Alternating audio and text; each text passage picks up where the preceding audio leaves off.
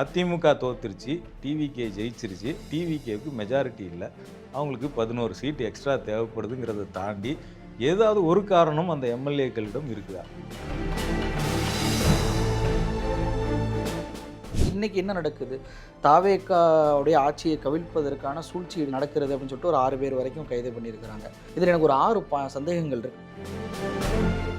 இந்த தேர்தலில் சாதி, மதம், பணம் கொடுத்து ஓட்டு வாங்குறது, இது எல்லாத்தையும் நாங்கள் உடைத்து விட்டோம் அப்படிங்கிறது தேர்தல் வெற்றிக்கு பிறகு அவங்களுடைய முழக்கமாக இருக்குது. 6 எம்எல்ஏக்கள் வந்திருக்கிறாங்க உங்ககிட்ட. இந்த 6 எம்எல்ஏக்களில் யார் பணம் கொடுக்காமல் ஜெயிச்சது அப்படிங்கிறத உங்களால் கை காட்ட முடியும்?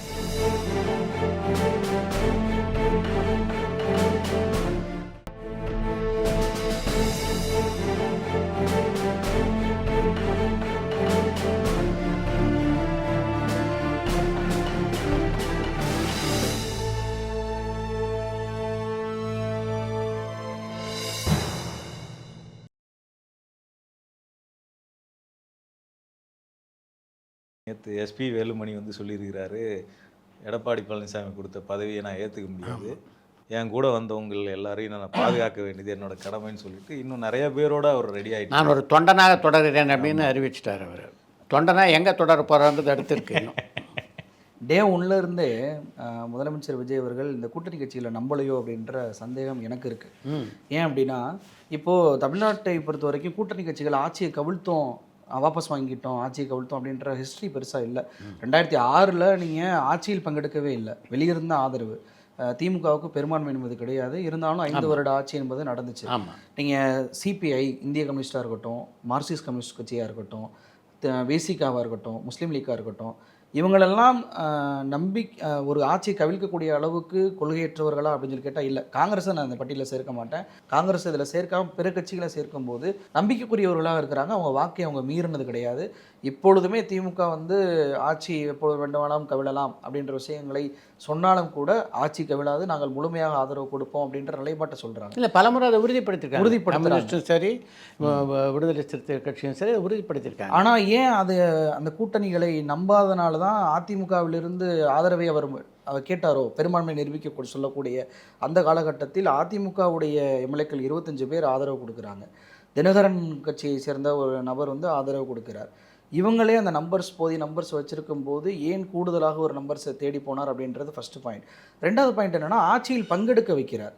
இது ஏன் வந்து ஆட்சியில் பங்கெடுக்க வைக்கிறாங்க? ஆட்சியில் பங்கெடுத்தால்தான் நம்மளுடைய ஆட்சியை விட்டு இவங்க போக மாட்டாங்க அப்படின்ற நிலைப்பாட்டுக்காக இதை கொண்டு வராரா அப்படின்ற கேள்வி வருது. ஏன்னா ஆட்சியில் பங்கு, அதிகாரத்தில் பங்கு என்பதற்காக இவங்களுக்கு கொடுத்தாங்கன்றதை நான் ஒத்துக்கிற மாட்டேன். ஏன்னா இவர் வைத்த அந்த வாதம், ஆட்சியில் பங்கு கொடுப்பேன் நம்பி வர்றவங்க அப்படின்னு சொல்லிட்டு வந்தவங்க யாருன்னா, ஜெகநாத் மிஸ்ரா வந்தார், முஸ்தபா பிடிஆர் எதிர்த்து வெற்றி பெற்ற முஸ்தபா வந்தார், ஹாரூன் ரஷீத் என்பவர் வந்தார், KM ஷரீஃப் வந்தார். இவங்கெல்லாம் வேறு வேறு கட்சி வச்சிருக்கோங்க. இவங்க வந்தாங்க. இதில் ஜெகநாத் மிஸ்ராவும் முஸ்தபா அவர்களும் வெற்றி பெறாங்க. நியாயப்படி ஆட்சியில் பங்கு, அதிகாரத்தில் பங்கு அப்படின்ற அந்த கோஷத்தை நம்பி வந்த இவர்களுக்கு தான் முதல்ல ப்ரிஃபரன்ஸ் கொடுத்துருக்கணும். ஆனால் அதை நம்பாத பிற கட்சிகளுக்கு ஆட்சியில் பங்கு, அதிகாரத்தில் பங்கு அப்படின்றத கொடுக்குறாங்க. ஸோ அந்த ஆட்சியில் பங்கெடுக்க வைப்பதே இவங்க வந்து போயிடக்கூடாது நம்மளை விட்டு அப்படின்ற அந்த காரணத்திற்காக சேர்த்துருக்கிறாங்களோ அப்படின்றது. சேர்ந்த பின்பும் கூட மீண்டும் எம்எல்ஏக்கள் 25 பேர் வந்து ஓட்டு போட்டதில் நீங்கள் வந்து சேரக்கூடிய அத்தனை பேரும் பாருங்களேன், அந்த ஓட்டு போட்ட 25 பேர் தான் வர்றாங்க. அதுவும் கட்சி தாவல் தடை சட்டம் என்பது அந்த 15 நாட்களுக்குள் ஓட்டு போட்டதுக்குள்ளே நடவடிக்கை எடுக்கணும். அது திருப்ப இந்த எம்எல்ஏக்கள் எடப்பாடி பழனிசாமியிடம் போகிறார்கள். எடப்பாடி பழனிசாமி அவர்கள் வாபஸ் வாங்குகிறார். வாபஸ் வாங்கின பிறகு எல்லா எம்எல்ஏக்களும் 1 by 1 ராஜினாமா பண்ணுவது ஏன் இப்படி நடக்கிறது? இப்போ இவங்கெல்லாம் வர்றாங்க, விஜயபாஸ்கர் வராரு, இன்னொரு கரூர் விஜயபாஸ்கர் வராரு. இப்போ இவங்களுக்கெல்லாம் அமைச்சர் பதவி கொடுக்கணும் கண்டிப்பாக. ஏன்னா இவங்கெல்லாம் சீனியர் மோஸ்ட் பொலிட்டிஷியன். அப்போ அமைச்சரவை மாற்றம் என்பது நடக்க போகிறதா? அப்போ அந்த யார் அமைச்சரை நீங்கள் மாற்றுவீங்க? விசிகாவுடைய அமைச்சர் பதவி வாங்குவீங்களா, இல்லை முஸ்லீம் லீக்கோட அமைச்சர் பதவி வாங்குவீங்களா, இல்லை தாவேக்கால உங்களை நம்பி களப்பணியாற்றி உங்களுடைய ரசிகர் மன்றத்திலேருந்து வந்த அவர்களுடைய அமைச்சர் பதவியை பறிப்பீங்களா அப்படின்ற கேள்வி வருது. ஏன்னா ஆல்மோஸ்ட் ஃபுல் அமைச்சரவை இருக்குது இப்போ. ஸோ யாராவது ஒரு அமைச்சரிலேருந்து நீக்கினா மட்டும்தான் அடுத்து வரக்கூடியவர்களை சேர்க்க இடமளிக்க முடியும். இப்போ வேலுமணியே ஒரு வேலை ஜாயின் பண்ணால் கூட அவருக்கு அமைச்சர் கொடுக்கணும். இப்படி ஒரு 5-6 அமைச்சர்களை நீங்கள் வந்து நீக்கினீங்கன்னா அவங்க உங்களை நம்பி வந்தவர்களை விட அதிமுகவிலேருந்து வந்தவர்களுக்கு தான் முன்னுரிமை அப்படின்ற கேள்வி வந்து தாவேக்கால வந்துடும். இப்போ திமுகலேயே அதிமுகலேருந்து வந்தவர்கள் இருக்கிறாங்க, அமைச்சராக இருக்கிறாங்க. அப்போ நான் மாற்று அப்படின்னு சொன்னதில் எப்படி அந்த விஷயம் பொருந்தி போகும் அப்படின்ற மிகப்பெரிய கேள்வி இருக்குது. அப்படின்றப்போ இதெல்லாம் விஜய் அவர்கள் கால்குலேட் பண்ணி ஜனநாயக சக்திகள் நம்மை நம்பி வந்திருக்கிறாங்க, அவங்கள அரவணைச்சு அவங்களோடு பயணப்படக்கூடிய ஒரு விஷயத்தை தான் பண்ணணுமே தவிர நமக்கென்று ஒரு எண்ணிக்கையை உறுதிப்படுத்தி கொள்ள வேண்டும், இவர்களை நம்பக்கூடாது அப்படின்ற ஒரு முடிவுக்கு வருவதே அவங்களுடைய கிரெடிபிலிட்டி கேள்விக்குள்ளாகிறது தான். இப்போ அதிமுக எம்எல்ஏக்கள் வரிசையாக படையெடுப்பது என்பது விஜய் மீதான விமர்சனத்தை தாண்டி கூட்டணி கட்சிகள் மீதான அந்த நம்பகத்தன்மையை பொதுமக்கள் எழுப்பக்கூடிய அளவுக்கு வருது. அப்போ அதையெல்லாம் அவர்களுடைய மரியாதை காப்பாற்ற வேண்டிய பொறுப்பும் கூட்டணி கட்சி தலைவராக இருக்கக்கூடிய முதலமைச்சர் விஜய் அவர்களுக்கு இருக்குது அப்படின்றது என்னுடைய பார்வை. மக்கள் பணத்தை நாங்கள் வீணடிக்க மாட்டோம் அப்படிங்கிறது அவங்களுடைய முழக்கம். இப்போ தொட்டவங்களே விட மாட்டோம், இது வரைக்கும் தொட்டவங்களையும் விட மாட்டோம், நாங்களும் தொட மாட்டோம். அப்போது இன்றைக்கி விஜயபாஸ்கர் மேலே 2 விஜயபாஸ்கர் மேலேயும் லஞ்ச ஒழிப்புத்துறையினுடைய வழக்குகள் இருக்குது. அப்போ தொட்டவங்களே விடமாட்டோம், இது வரைக்கும் தொட்டவங்களே விடமாட்டோம் அப்படிங்கிறது அதனுடைய மீனிங் என்ன அப்படிங்கிற கேள்வி. இல்லை, அதுக்கு நிர்மல்குமார் ஒரு விளக்கம் கொடுத்துருக்காங்க, பார்த்துருப்பீங்க. அவங்க வழக்குகளில் எந்த சமரசமும் இல்லாமல் அந்த வழக்குகளை நாங்கள் அணுகுவோம் அப்படின்னு. இந்த விளக்கம்லாம் அதாவது நாங்கள் கூப்பிட்டு வச்சுக்குவோம், அவங்கள இடைத்தேர்தல் நிற்க வைப்போம், ஜெயிக்க வைப்போம், அவங்களுக்காக எங்கள் தலைவர் போய் பிரச்சாரம் பண்ணுவார், ஆனால் அவங்க வழக்குகள் எந்த இதுவும் இல்லாமல் நடக்கும் அப்படிங்கிறது இது யாருமே நம்ப முடியாது. இதெல்லாம் இல்லை, அப்படி வழக்குகள் இருப்பதை ஏன் முதல் சேர்த்துக்கிறணும்? சிபிஐ வழக்கு குட்கான்றது போதைப்பொருள் எதிரான ஒரு அரசு அப்படின்னு சொல்லி இருக்கும்போது, போதைப்பொருள் சம்மந்தப்பட்ட ஒரு குற்றச்சாட்டு உள்ள ஒரு நபர் அப்படின்னு சேர்க்கும்போது அவர் வழக்கு நடக்கும் அப்படின்னா, ஒருவேளை சிபிஐ அவரை குற்றவாளின்னு அறிவிக்கிறாங்க, அவருக்கு கோர்ட்டு தண்டனை கொடுத்துச்சுன்னா, அவர் அமைச்சர் அவர் இருக்கிறாருன்னா அந்த அமைச்சர் ராஜினாமா பண்ணுவது என்பது ஆட்சிக்கு தானே கெட்ட பேர். அந்த அளவுக்கு ஏன் நான் அப்படி ஒரு கெட்ட பேர் உருவாக்கினாலும் பரவாயில்லை என்று ஏன் விஜயபாஸ்கர் அவர்களையும் சேர்க்கணும்? டிவிஎஸ்சி வழக்கில் வாதாட போகுது அப்படிங்கிறது, எதிர்த்து வாதாட போகுது அரசு தரப்பு வழக்கறிஞர் தான் வாதாடுவாங்க. அரசு தரப்பு வழக்கறிஞருங்கிறவங்க இவங்க அரசில் பங்கு வகிக்க போகிறவங்களா இருப்பாங்க, இவங்களை எதிர்த்து அவங்க வாதாடுவாங்க அப்படிங்கிறதே மிகப்பெரிய கேள்வி. இன்னொன்று, அந்த வழக்கு வரும்போது அவங்க என்ன வாதாடுவாங்க அப்படிங்கிறத நம்மளாம் பார்க்க தான் போகிறோம், அந்த டிரான்ஸ்பரன்சியை. அது ஏன்னா வழக்கில் என்ன வாதாடுறாங்க, என்ன வாதங்களை வைக்கிறாங்கிறதெல்லாம் வெளியில் வரதான் போகுது. அதனால் நிர்மல்குமார் சொல்லக்கூடிய விஷயங்கள்லாம் இன்னும் அதிகபட்சம் 2-3 வாரம் கூட தாங்காது அந்த விஷயங்கள்லாம். இப்போ நமக்கு அதில் இன்னொரு முக்கியமான சிக்கல் என்னென்னா, ஒரு இடைத்தேர்தல் அப்படிங்கிற பேரில் ஒரு மினி சட்டமன்ற தேர்தல் நடக்க போகுது. ஆக்சுவலாக எலெக்ஷன் கமிஷனே கன்ஃபியூஷனில் இருக்கிறாங்க. எதிர்த்து வேற எக்கச்சக்கமான வழக்குகள் இருக்கு, இன்னும் எத்தனை தொகுதி தான் வரப்போகுது அப்படின்னு சொல்லிட்டு. இப்போ இது வரைக்கும் வந்திருக்கிறது முதல்ல 4 இருந்தது, அப்புறம் 5 ஆச்சு, இப்போ 7 வந்திருக்கு. இதில் 9 இருக்க வேண்டியது மதிமுகவினுடைய 2 சட்டமன்ற உறுப்பினரும் நாங்கள் பண்ண முடியாதுன்னு சொல்லிட்டதுனால 7 நம்பர் அப்படியே மெயின்டைன் ஆகுது. அடுத்தது இப்போ வரக்கூடிய தகவல்கள் படி எஸ்பி வேலுமணி வருவதற்கு தயாராக இருக்கிறாருன்னு சொல்கிறாங்க. கூடுதலாக சிவி சண்முகம் அவர் இன்னும் ஒரு 2-3 எம்எல்ஏக்களோட சேர்த்துக்கிட்டு தான் நான் வருவேன் அப்படின்னு வெயிட் பண்ணுறாருன்னு சொல்கிறாங்க. அப்போ இன்னும் எத்தனை பேர் தான் ராஜினாமா பண்ண போகிறாங்க, இல்லை இது எப்போ தான் முடிய போகுது இந்த ராஜினாமா பண்ணுறது? அப்போ நம்ம இப்போ தேர்தல் நடத்தலாமா, இல்லை இன்னும் 6 மாதம் கழித்து நடத்தலாமா அப்படின்னு தேர்தல் ஆணையத்தையே கன்ஃபியூஸ் ஆகிற அளவுக்கு இங்கே நடந்துக்கிட்டு இருக்கு. ஒரு மினி சட்டமன்ற தேர்தலாக இடைத்தேர்தல் அப்படிங்கிறது நடக்க போகுதுன்னா அதுக்கான பொருட்செலவு அப்படிங்கிறது மக்களுடைய வரிப்பணம் தான். உண்மைதான். இப்போ இதெல்லாமே நீங்கள் பேசின எல்லாத்துக்கும் எதிராக இந்த 1 மாத காலத்திலேயே நீங்கள் செயல்படுகிறீங்களா அப்படிங்கிற கேள்வி இயல்பாக எழுது. இதை குற்றப்பின்னணி உள்ளவர்களெல்லாம் ஸ்க்ரீன் பண்ணிவிட்டு அதுக்கப்புறம் தான் அவங்கள சேர்த்துக்கிறது அப்படின்ற நிலை உருவானா யாரையுமே சேர்த்துக்க முடியாது அப்படின்ட்டு இதுக்கு முன்னாடி விவாத மேடையில் பங்கேற்ற ஒரு சில நண்பர்கள் தெரிவிச்சிருந்தாங்க கருத்து. அது ஒரு சரியான கருத்தாக தான் நான் பார்க்குறேன். ஏன்னா ஏராளமான முன்னாள் அமைச்சர் மேலே பார்த்தீங்கன்னா அது போன்ற வழக்குகள் இருந்துகிட்டு தான் இருக்கு. குற்றப்பின்னணி உள்ளவங்களை சேர்க்கறது, அவங்க குற்றவாளிகளா இல்லையான்னு முடிவு பண்ண பிறகு சேர்க்கறது, அதெல்லாம் வேறு. நீங்கள் இன்றைக்கி அவங்க இன்னொரு கட்சியில் உங்கள் வேட்பாளரை எதிர்த்து ஜெயிச்ச சட்டமன்ற உறுப்பினர், அவங்க இன்றைக்கி ரிசல்ட் 1 மாதம்தான் ஆகுது. ரிசல்ட் 1 மாதத்தில் அவங்க ராஜினாமா பண்ணுறதுக்கு ஏதாவது ஒரு காரணம், பர்டிகுலராக ஒரு காரணம் உங்களால் சொல்ல முடியுமா? எதுவுமே இல்லை. அதிமுக தோத்துருச்சு, டிவிகே ஜெயிச்சிருச்சு, டிவிகேவுக்கு மெஜாரிட்டி இல்லை, அவங்களுக்கு 11 சீட் எக்ஸ்ட்ரா தேவைப்படுதுங்கிறத தாண்டி ஏதாவது ஒரு காரணம் அந்த எம்எல்ஏக்களிடம் இருக்குதா? இப்போ தோல்வியடைந்த கடம்பூர் ராஜு போன்றவர்கள் சேருவதனால எந்த பிரச்சனையும் கிடையாது, அதை கேள்வி எழுப்ப முடியாது. ஏன்னா அவங்க மக்கள் சட்டமன்ற உறுப்பினர் கிடையாது. ஸோ சட்டமன்ற பதவியை ராஜினாமா பண்ணிட்டு வரும்போது தான் அந்த குற்றப்பிண்ணையும் சேர்த்து பார்க்க வேண்டிய ஒரு காரணம் அமையுது. மற்றபடி குற்றப்பின்னணி இருக்கிறவங்கலாம் சேர்க்கக்கூடாதுன்னா நீங்கள் சொல்கிற மாதிரி எந்த பொலிட்டீஷியனையும் யாருமே எந்த கட்சியிலும் சேர முடியாது.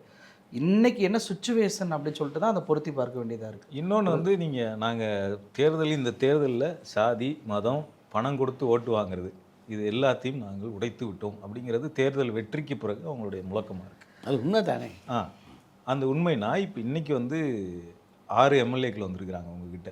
இந்த 6 எம்எல்ஏக்களில் யார் பணம் கொடுக்காமல் ஜெயிச்சது அப்படிங்கிறத உங்களால் கை காட்ட முடியுமா? மதுராந்தகம் எம்எல்ஏவா, தாராபுரம் எம்எல்ஏவா, பெருந்துறை எம்எல்ஏவா, கரூர் எம்எல்ஏவா, விராலிமலை எம்எல்ஏவா, இதில் யாராவது ஒருத்தர் இவங்க பணம் கொடுக்காமல் தேர்தலில் எதிர்கொண்டு வெற்றி பெற்றார்கள், இவங்கள நாங்கள் கூப்பிட்டுக்கிறோம் அப்படின்னு சொல்ல முடியுமா? சொல்ல முடியாது.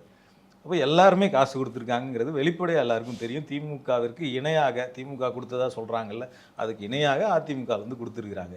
இப்போ அவங்க ஆக்சுவலாக ஒரு முதலீடு போட்டிருக்காங்க.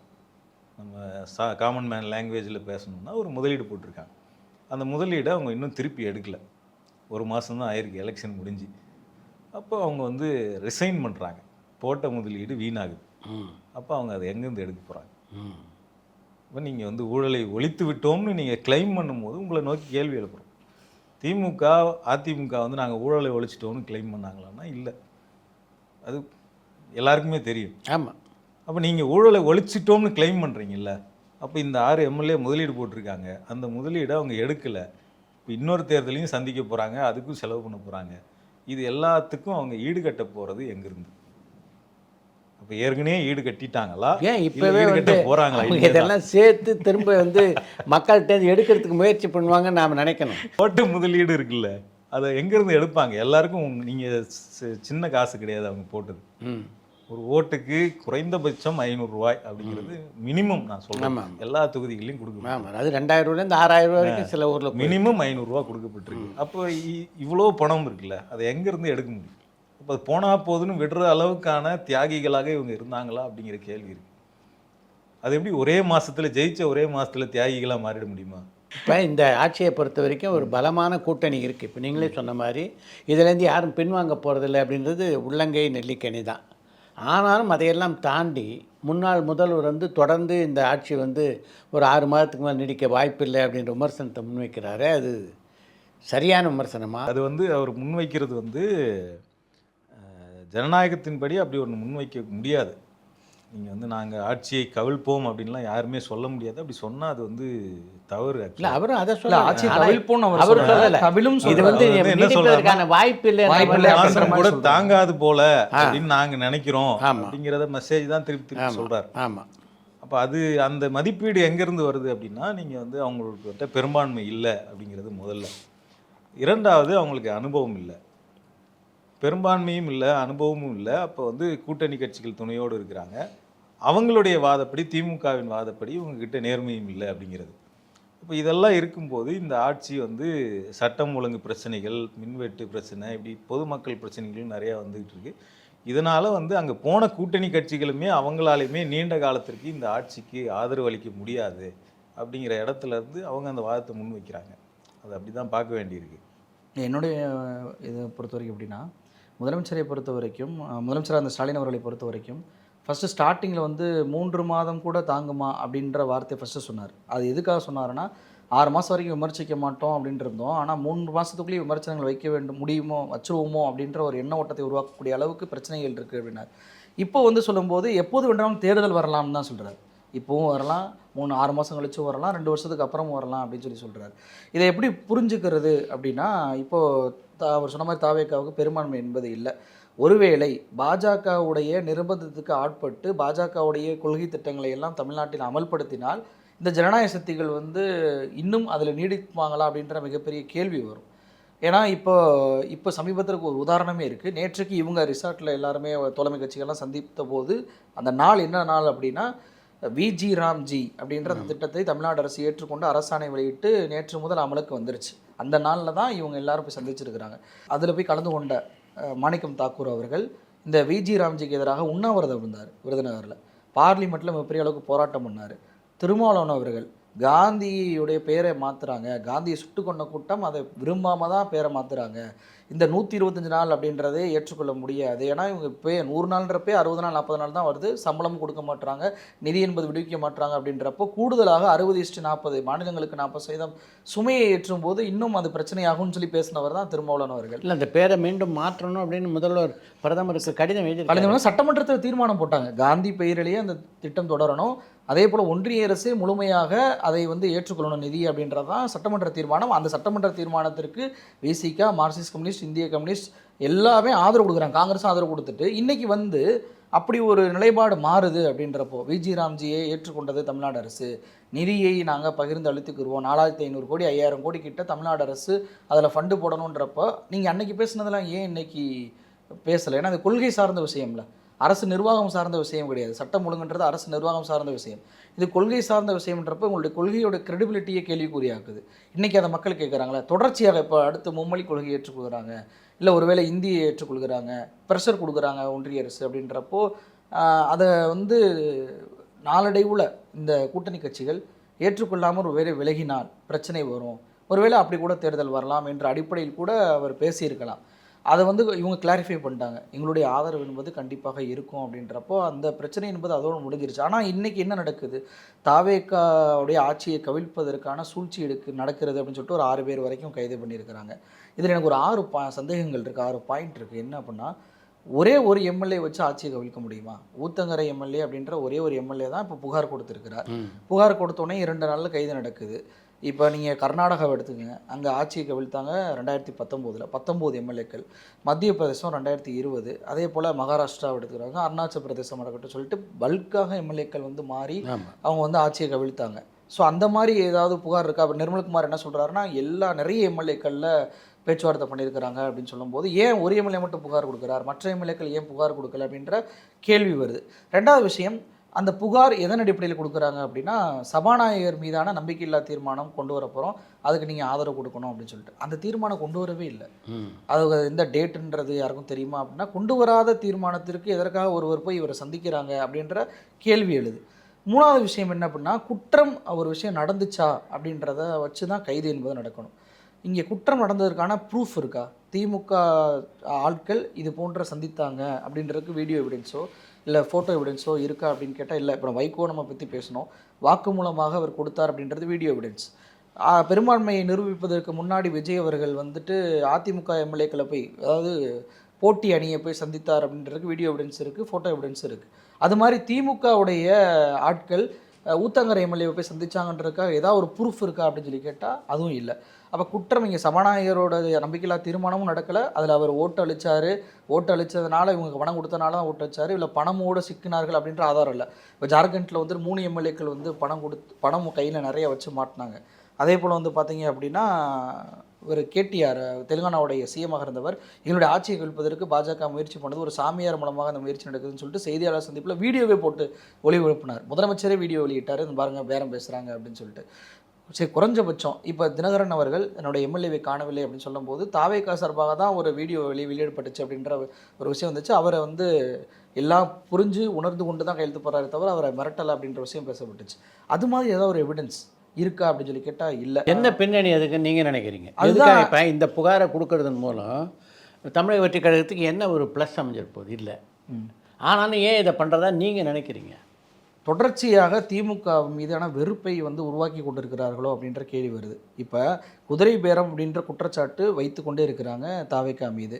வைகோ அவர்களுடைய வாக்குமூலத்தை வச்சு ஆளுநருக்கு வந்து நீங்கள் நடவடிக்கை எடுப்பதற்கு அனுமதி கொடுங்க, நாங்கள் கோர்ட்டில் கேஸ் போடணும் அப்படின்னு சொல்லிட்டு கேட்குறாங்க.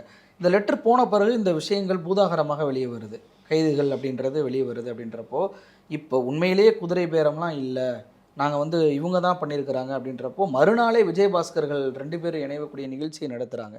ஒரே நாள்லேயே வந்து தாவேகாவுடைய ஆட்சியோட ஒரு பக்கம் வந்து கைது நடவடிக்கை, இன்னொரு பக்கம் இன்னொரு கட்சியை நாங்கள் இணைச்சிக்கிருவோம், அதுலேருந்து வரக்கூடிய ஆட்களை இணைச்சிக்கிருவோம் அப்படின்றது கேள்வி எழுதுல. இப்போ ஏற்கனவே அவங்க வந்து ஆட்சி அமைக்கின்ற ஒரு அதிகாரத்தை இழந்திருக்காங்க, தேர்தலில் வெற்றி வாய்ப்பு இழந்திருக்காங்க. இன்னும் சரியாக சொல்லணும்னா திமுக அதிமுக இரண்டுமே பலவீனப்பட்டிருக்கு அப்படின்றது தான் உண்மை.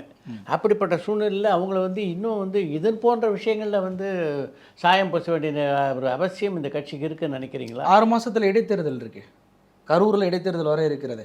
செந்தில் பாலாஜி கரூரை சேர்ந்தவர் தான், கரூரில் கண்டிப்பாக அவருடைய எலெக்ஷன் ஒர்க்கு கண்டிப்பாக இருக்கும்.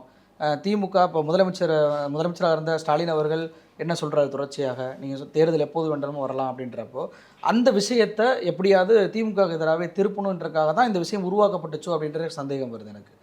முதலமைச்சராக இருந்த ஸ்டாலின் அவர்கள் இப்படி பேசுவதை நிறுத்த வேண்டும், அப்போ எப்படி நிறுத்தலாம்? ஸோ அவங்க இப்படி பேசுகிறாங்க அப்படின்றப்ப நம்ம ஆட்சி எப்போன்னா கவிழலாம் அப்படின்ற ஒரு நெரேட்டிவ் என்பது பொதுமக்கள் மத்தியில் நம்ம வர வச்சு அப்படின்னா நம்மளுடைய ஆட்சியுடைய ஸ்ட்ராங்னஸ் மீது கேள்வி எழுப்பிடுவாங்களோ அப்படின்ற ஒரு விஷயத்திற்காக கூட ஸ்டாலின் அவர்களுடைய அந்த பேச்சை நிறுத்துவதற்காக கூட இந்த விஷயம் எழுப்பி இவங்க தான் பண்ணுறாங்களே தவிர நாங்கள் பண்ணலை அப்படின்ற ஒரு இது உருவாக்குறாங்க. ஏன்னா இடைத்தேர்தல் 6 மாதத்துக்குள்ளே நடக்க போகுது அப்படின்றப்போ அந்த இடைத்தேர்தலில் கண்டிப்பாக திமுக வர்சஸ் தாவேக்கா தான் இருக்க போகுது ஆமாம் அப்படின்னு விஜயவே சொல்லிட்டாரு. விஜயே திருச்சி அவர் ரொம்ப நாளாகவே அதானே சொல்கிறாரு. ஆமாம், அப்படின்றப்போ 2 கட்சி தானே தவிர நடுவில் அதிமுகவை கணக்கில் அவர் வச்சுக்கவே இல்லை ஆரம்பத்துலேருந்து. அதனால தான் அந்த வெறுப்பை விதைக்கிறார்களோ அப்படின்ற சந்தேகம் எனக்கு இருக்குது. சில பொதுமக்களும் சமூக வலைதளத்தில் எழுத தான் செய்கிறாங்க.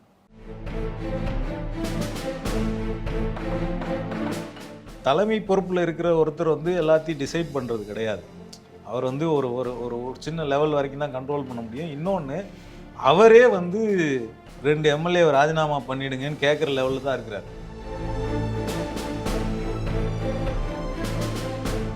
விஜயினுடைய சிறப்பு ஆலோசகர்களாக 2 பேர் நியமிக்கப்பட்டிருக்காங்க. ஒருத்தர் வந்து அவருடைய நண்பர் ஆந்திராவை சேர்ந்தவர் விஷ்ணு ரெட்டி, இன்னொருத்தர் அவருடைய பொலிட்டிக்கல் ஸ்ட்ராட்டஜிஸ்ட் ஜான் ஆரோக்கியசாமி, அவரும் ஆந்திராவை சேர்ந்தவர். அடுத்தது கேவிஎன் வெங்கட் நாராயணன் அவர்களுக்கு அரசு பதவி என்ன பேசிஸில் கிடைக்குது அப்படிங்கிறது தான் கொஸ்டின். இப்போ நம்ம ஊழல்னா என்ன அடிப்படையில், இவர் எனக்கு தெரிஞ்சவர்ப்பா, அந்த டெண்டரை இவர் கொடுத்துரு, அதுக்கு பேர் தான் ஊழல். அவர் சொன்னார் அரசாங்க பதவிகளை எல்லாம் தனக்கு நெருக்கமான நபர்களிடம் கொடுக்குறாரு அப்படின்னு சொல்லிட்டு. ஜோசியருக்கு ஃபஸ்ட்டு கொடுத்தாரு, அதன் பின்பு கேமராமேனுக்கு கொடுத்துருக்குறாங்க, தன்னோடு இருந்தவர்கள் ஜெகதீஷ் உட்பட அவர் நம்பர் கொடுத்துருக்கிறார். தயாரிப்பாளர் கொடுத்தது தான் எனக்கு மிகப்பெரிய ஒரு கேள்வியாக இருக்குது. ஏன்னா அவருக்கு மத்திய அரசில் இருக்க பல அதிகாரிகளோடும் அமைச்சர்களோடும் நெருக்கமான தொடர்பு இருக்கும்போது இந்த லைசனுக்கு வந்து ஒரு சரியான என்ன மாதிரியான தொடர்புன்னு கேள்வி இருக்குல்ல. என்ன மாதிரியான தொடர்பு, தொழில் ரீதியான தொடர்பா அரசாங்க ரீதியான தொடர்பான்னு இருக்குது.